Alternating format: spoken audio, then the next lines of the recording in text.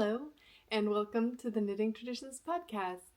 My name is Inga, and this is my little corner of the internet where I talk about my knitting. Today, I'm coming to you from my living room on the floor from the west coast of Norway, where I live with my partner and our little girl, who's soon 10 months. And excuse the wet hair, I took her out for a walk so I could record for you, and it started raining, and then it was either do something about that or record, so we are recording. So get cozy with whatever you need to get cozy with. I have some coffee from this morning. It's a couple of hours old. I just reheated it, so cheers. And today I am wearing a very cozy sweater.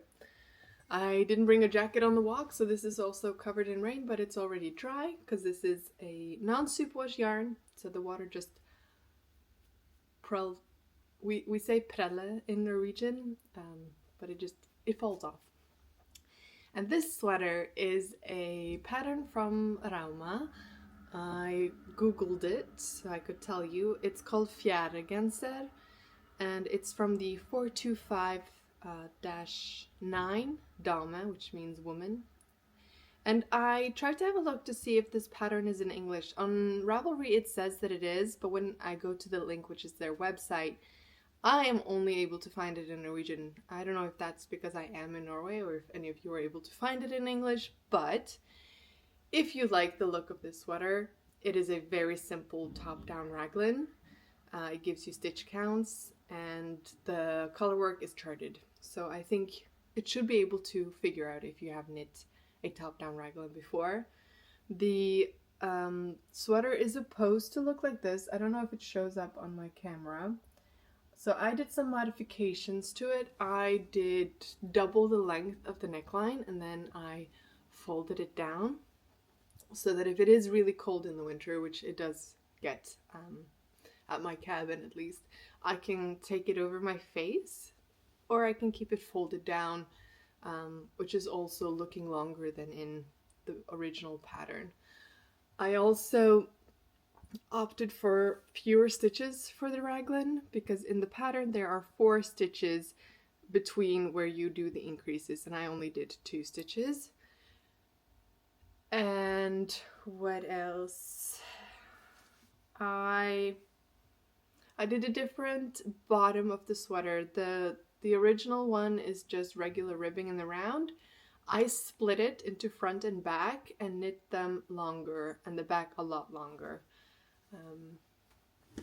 I can show you.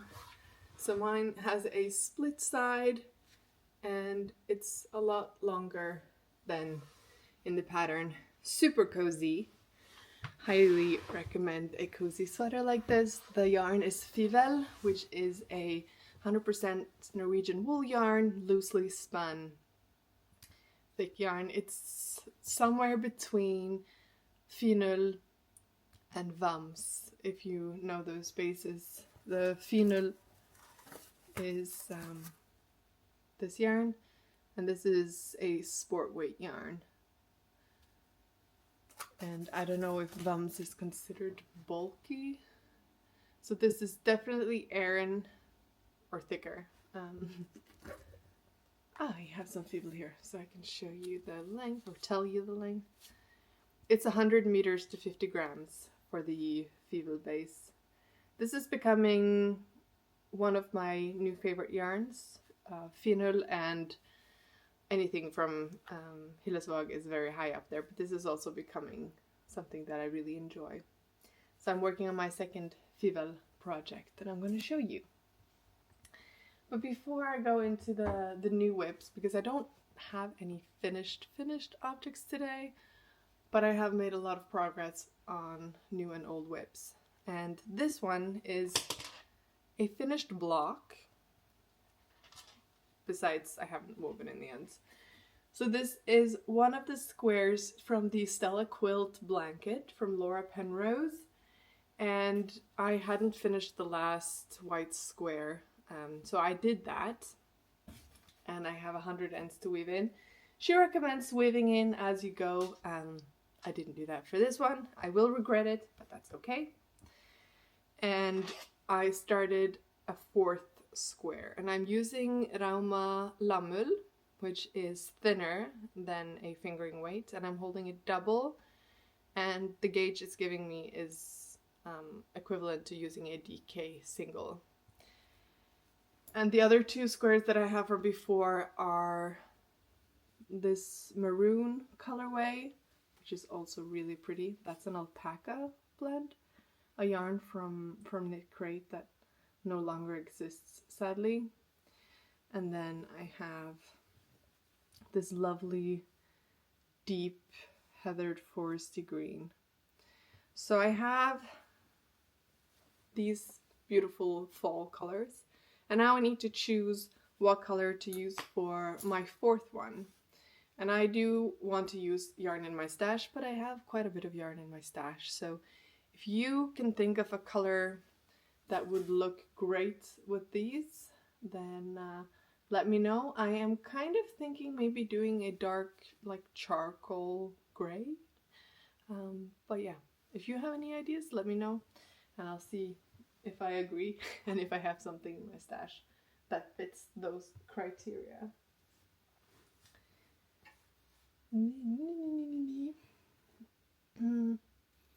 Where to begin? In my little bag, I have packed one of this year's Christmas gifts. We are in November. Next week I'm going to Holland to the K2P2 festival, and I feel like the days are just running by, so I'm trying to get at least 2 more gifts done before Christmas. My mother really wanted an Amy slipover, which is a pattern from Sandnesgarn, and I've knitted 3 times before, never in the intended yarn, and this time I'm also not using the recommended yarn. And last night I finished the front section of the slipover. It's a very simple pattern. You knit the back, and then once you get below like your armhole length, you do some increases and you keep knitting, and you do a ribbing, and then you pick up stitches for the front and do increases towards the neckline, knit down towards below your armpits, do increases again, knit, and then ribbing. And then the next step is going to be knitting a neckline for a turtleneck and knitting some really long ribbed bands that are tied at the sides and go up and down the armhole. It'll be tied like bows on the sides. And the yarn that she wanted was this beautiful rusty pekin yarn from JC Rennie, which is a Scottish brand, and they sell this cashmere merino blend on cones. I believe they call them greasy cones on their website. You get a lot of yarn for what it costs. I have knit a no frill sweater for me, holding it double, and then I am now knitting the slipover, holding the double, and I can probably knit 2 more sweaters with the yarn left on that 500 gram cone. It's a lot of yarn. It does stink, almost to the point where I get a little bit of a headache, so I don't knit on it when Nellie's awake. I knit on it in the evenings, and then I wash my hands. But it does get really nice when you wash it. So I washed the back piece with some dish detergent before knitting the front, and that helped.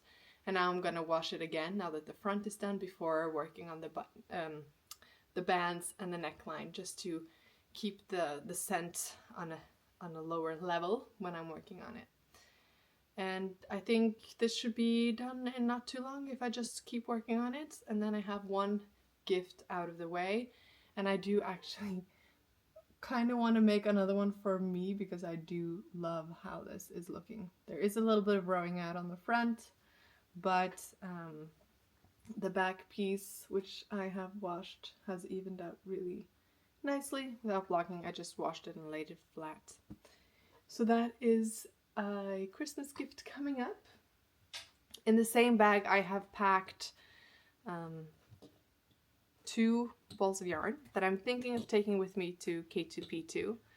So me and my cousin and Ellie, we are going from Wednesday to Sunday. We'll be staying first in Amsterdam, And I want to bring some knitting that doesn't take too much space and is somewhat mindless because we'll be on the go. And my brother wants a hat for Christmas, and I have bought the pattern for, I think it's called the Porty hat, which is the ribbed equivalent of the Musselburgh, if I am not mistaken.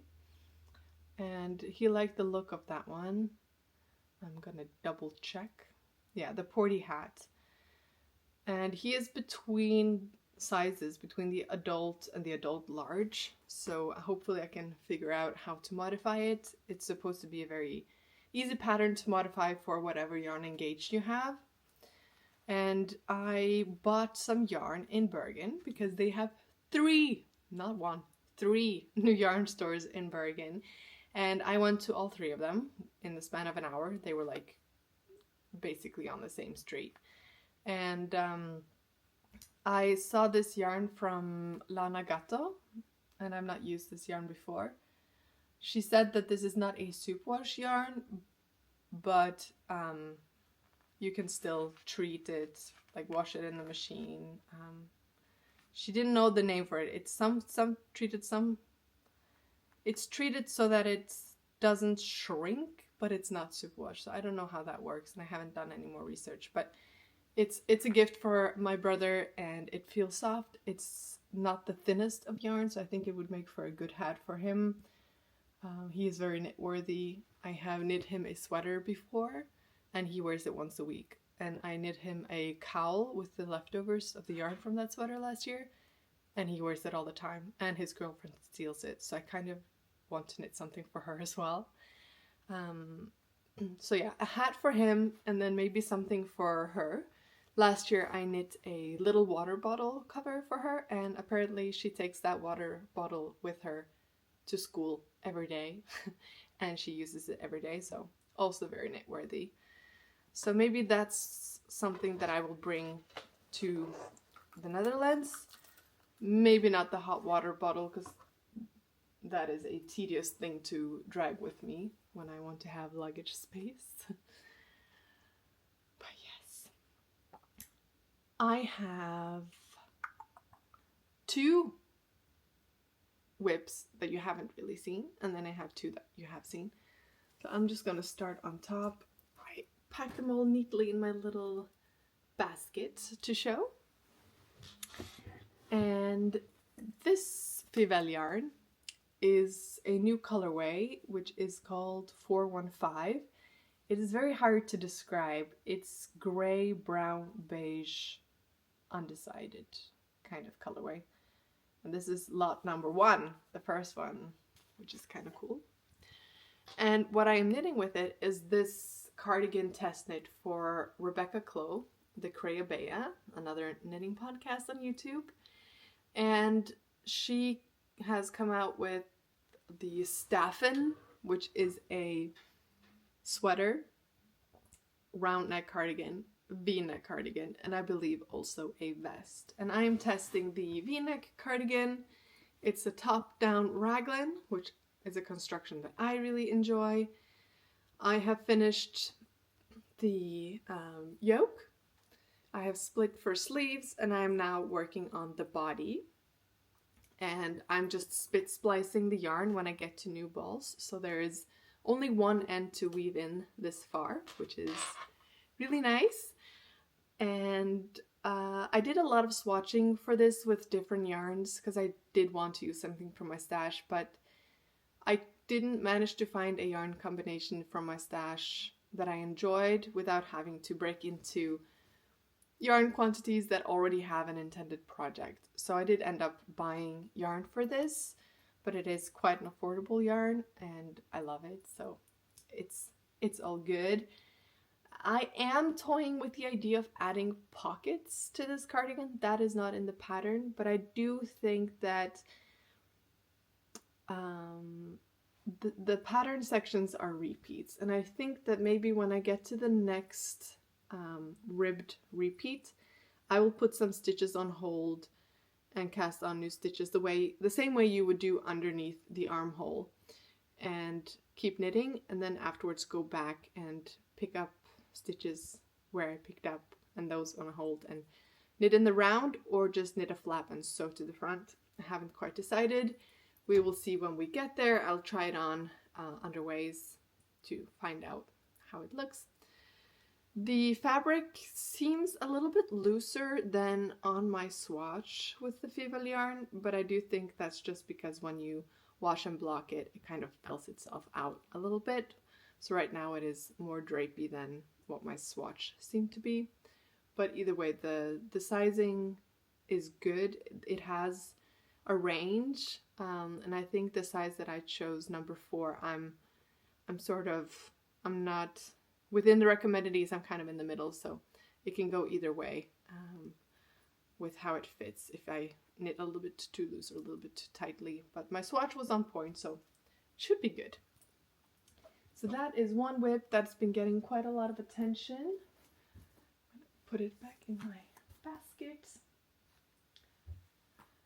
And then another whip that has been getting a lot of love is a new one. And this is a sort of preview knit from the new book from Claudia Quintanilla, the Memory Lane book. This is Embellished Knits to Cherish, and it's a collaboration that she has with Laine Publishing. Claudia is the owner of Knit in Toronto, and they sent me this book and yarn to try. And the pattern is the Olympia sweater. Let's see if I can find the photo. And the Olympia sweater is a very simple, elegant top-down raglan in stockinette. But it has a silk ribbon in the neckline that ties in the back, which just adds that little bit of extra. And it's very on brand for what's in fashion right now in the stores, at least here in Norway. There's a lot of clothing with like ribbon ties, so very appropriate but also timeless at the same time.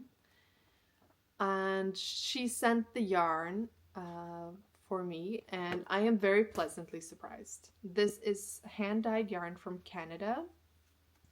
I need to take out the little label.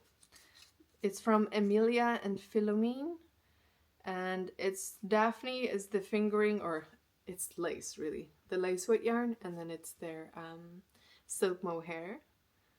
And the lace weight is in the color eucalyptus, and the silk mohair, I don't have the tag on me right now, but it's a gray color. And the gray is overpowering the lace weight a little bit because of all the fluffy mohair. But honestly, I am kind of liking that. I think the color is turning out stunning, and it's like silky butter to knit with.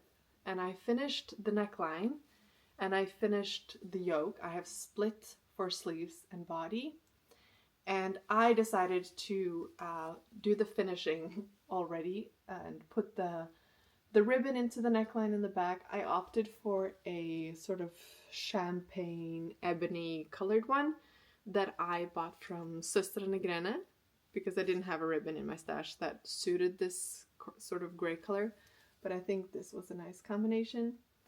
It was supposed to be 3 centimeters wide. One I have is 2.3, but I think it's fine. And I am just plugging along. The body and the sleeves are to be knit on next. This is also a contender to take with me because it is really lightweight. I think the entire sweater will use 2 skeins of the lightweight and 3 skeins of the silk mohair. And these are my first balls. I'm still working on those. And yeah, I like to do finishings.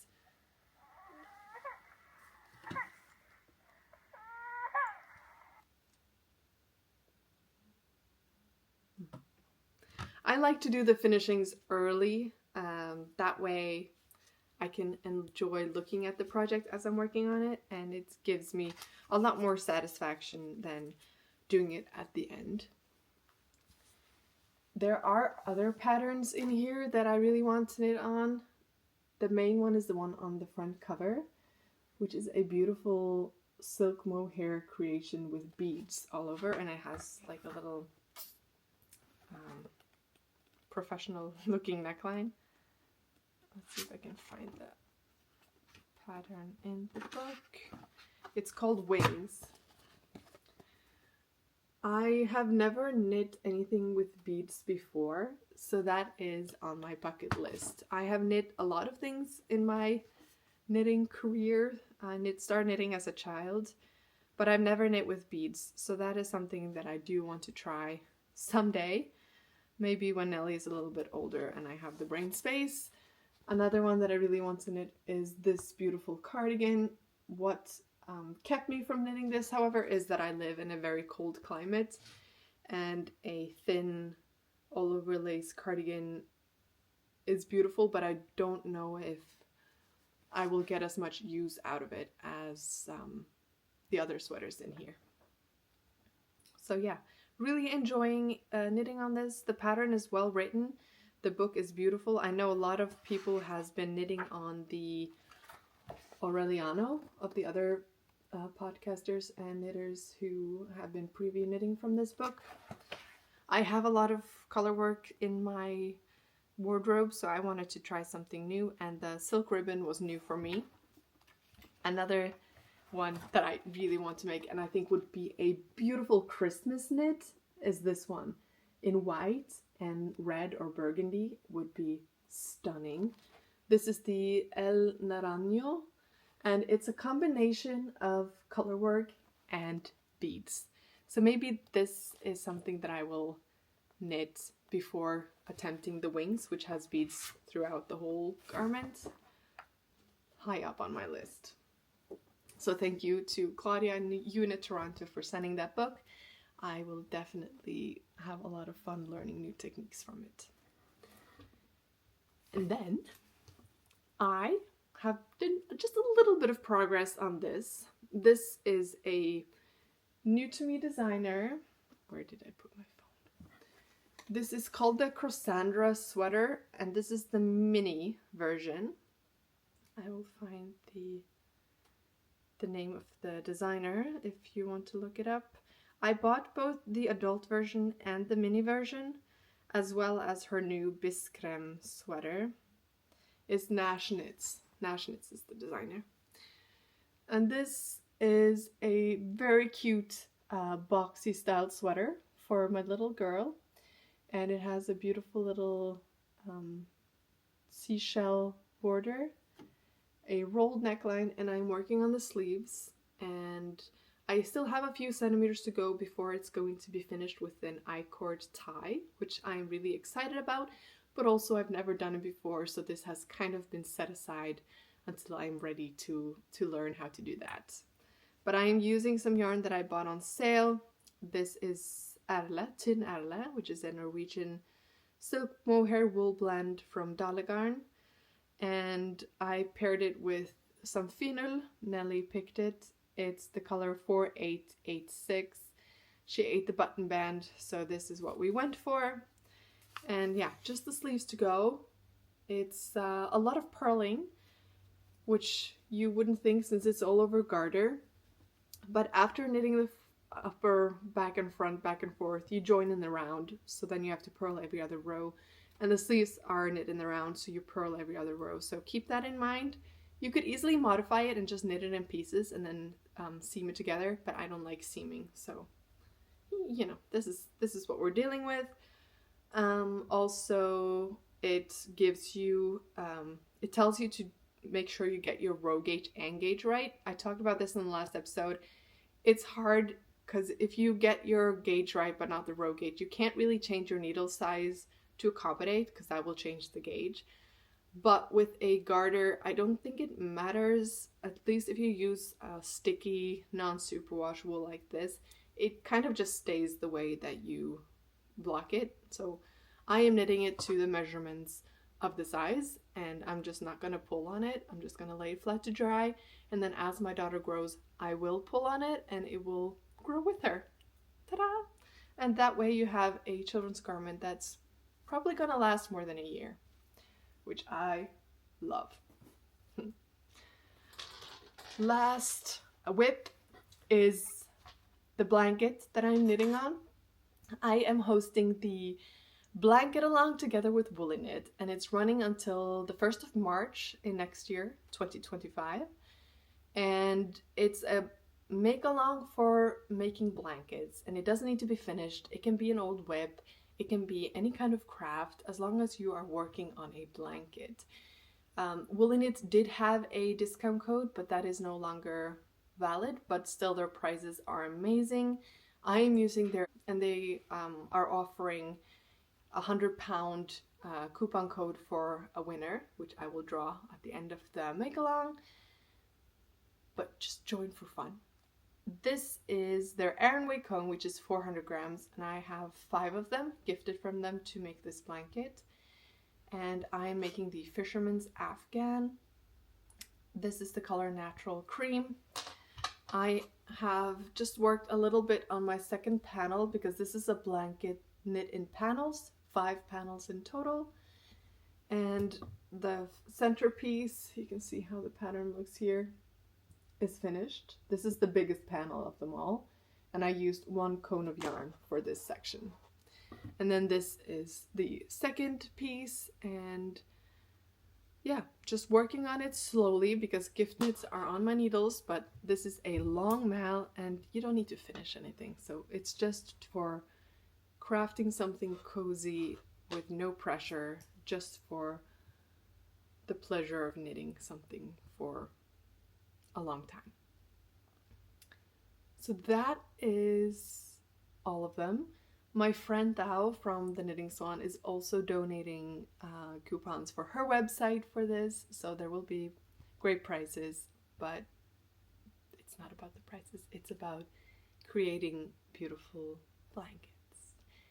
And I am going to go into the little thinky box to figure out what to bring with me to the K2P2 festival. If you have recommendations for something specific, something that doesn't take a lot of space, doesn't weigh a lot, and is mindless, that you think I would also enjoy, then please share below. Maybe some other people are looking for the exact same thing and we can help each other out with some ideas. I'm also in the trying to figure out what to wear for this day. I've never been to this kind of big festival, and I know when people go to Rhinebeck, they are making things. I haven't had the time or brain space to make something specific to wear, but I do have some things in my stash that I was thinking of wearing, and I don't even know how cold it is in Breda at the end of November, but I was thinking this, and it's all color work. But color work is probably what I am the most proud of the knits that I have made. First, I was thinking of wearing my Marie Wallin cardigan, the chestnut, that I knit a couple of years ago when I started this podcast. This is a masterpiece, and I usually keep it hanging at the cabin because it has been a little bit too small, but it fits now, so I think I want to wear this one. This is supposed to be knit in pieces, but I modified it to a steeked version, the first thing I ever steeked, so I am very proud of how it turned out. So I was thinking of wearing this, and then if it is cold, I grabbed my Selbu cowl from the cabin. This is my own pattern, which I'm also really proud of, and yeah, perfect to just throw in my suitcase because it doesn't take a lot of space and it doesn't weigh a lot, but it does give me a lot of warmth if it is cold and windy. And then I also have my Huldra mittens, which is also my own pattern and I'm proud of, which is also color work and again, small, lightweight, but really warm. So I'm thinking of doing those 3, but it might be a lot of color work in one outfit, so I don't know. We'll see. I could also just bring a sweater to wear. We shall see. We shall see. Anyways, I hope that you are well. I hope that you're making all the things that make you happy.